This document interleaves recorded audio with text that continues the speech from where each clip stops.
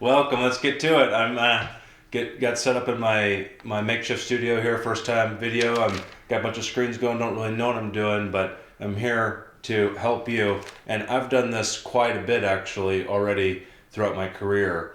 Now as a physician, previously as a student of helping students. And this is actually what I want to do with this channel in a lot of ways. Discuss ideas, etc. We'll get into that later. Today's topic is time management. And it's time management tailored towards students. Now, traditionally this is medical students, but this is for any type of professional student. Now, I make videos that are succinct. They're not full of bullshit, so we're just going to cut to it, okay? So here's my core message. You can do a lot more with the time that you have than you think you can, or that you are doing. It's all about efficiency. You'll type in time management on YouTube or Google. You'll see tons of articles and videos about maximizing time, etc., blah, blah, blah. There's lots of things to do. It's actually simple. And here's how I lay it down. There's 24 hours a day, okay? That's a very easy thing to break down in terms of just pure numbers, right? Ideally, you want to sleep 6 to 8 hours a day. Some people need more sleep, some people need less. Personally, I can function between 5 to 7 consistently. If I'm not, this is sleep, I'm sure will be a different video.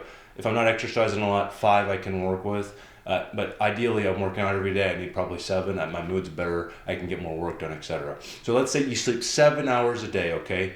That leaves how many from 24? That leaves 17 hours left in the day, okay? Now, when it comes to studying, as we're talking about students, studying, doing research, or volunteering, things you enjoy, I categorize that into work, okay? So work should really not encompass more than 10 hours a day. For me, I am able to do a tremendous amount of work every day, and always have, but I don't work all day long. I work about 10 hours a day. I limit myself. When I was studying for step 1, before it was pass-fail, and that score really mattered to match into what I wanted to go into, I worked super hard every single day.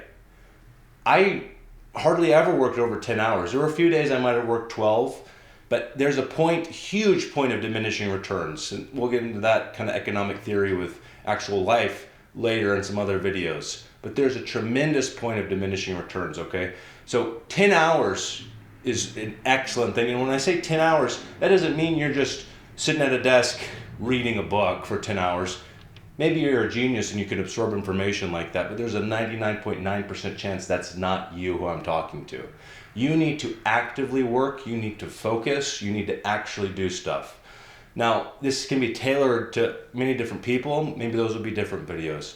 For medical students, that means things like doing practice questions. That means things like doing Anki flashcards, actively working, taking notes, things like that, okay? When you work, you work. When you don't, when you're at your desk and you pull up Instagram or you're looking through emails, that doesn't count as work really. So that leaves 7 hours a day left of free time. Now, obviously, you're not going to be free and able to just do things that you want to do for 7 hours. But what you'd be able to do is actually probably 4 to 5 hours of that, do things that you enjoy.